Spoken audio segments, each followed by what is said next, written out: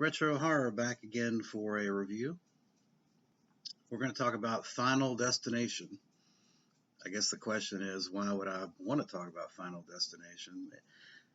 This series, there was 5 films, and they're not horrible. I mean, they're a good time waster, quite honestly. And if you're in the spirit for um, all teenagers die, I mean, it doesn't have a Jason running around or a Michael Myers running around, but it does have the same theme, which is a bunch of teenagers are going to die. The difference here is that it's a supernatural element and the kills are elaborate. Really, these films are just a constant setup of kills. I mean, it's plot. There is no real plot other than setting up for the next kill and how elaborate that can be. There were 5 films. I've got the Blu-ray pack here of the first 4, and then I've got the 5th one on a single Blu-ray. The first one, James Wong directed, uh, and it's interesting. I mean, it starts out with the kids all on a airplane flight that's going to blow up, and it turns out to be a dream. But from there, you've got a bunch of different setups where people are killed off in order and in sequence based on uh, this spirit or this death, the spirit of death having missed one person, they skip to the next person, and they just get through a series of more and more elaborate kills.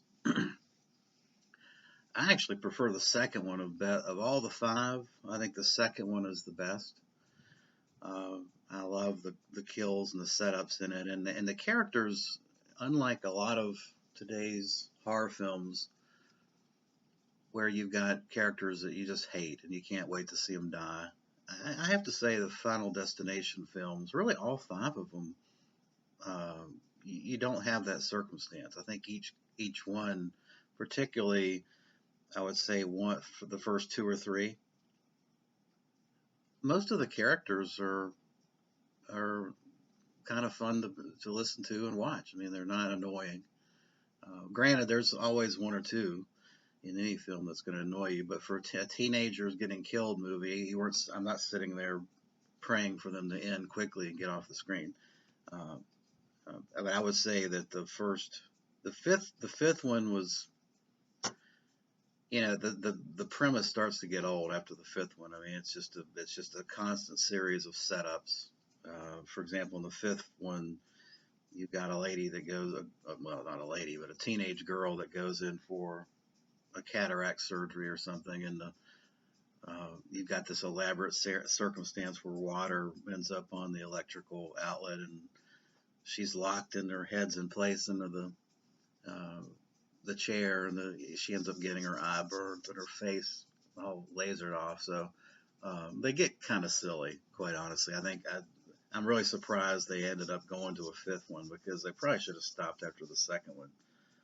Uh, it's just a rehash of the same thing, and I think the difference in these films, why aren't these films as popular with horror connoisseurs like myself and others as opposed to, say, Friday the 13th or Halloween? Uh, I think the answer is nostalgia,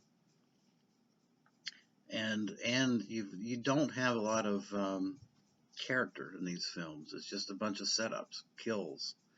The Friday the 13th, there's just some charm. There's a charming element to Jason running around killing teenagers that's unique and different, and uh, it's more than nostalgia. I mean, there's a charm to it that these films don't have. That these films kind of leave you cold, whereas when you look back on Michael Myers or Jason, you feel a sense of nostalgia and warm fuzzies.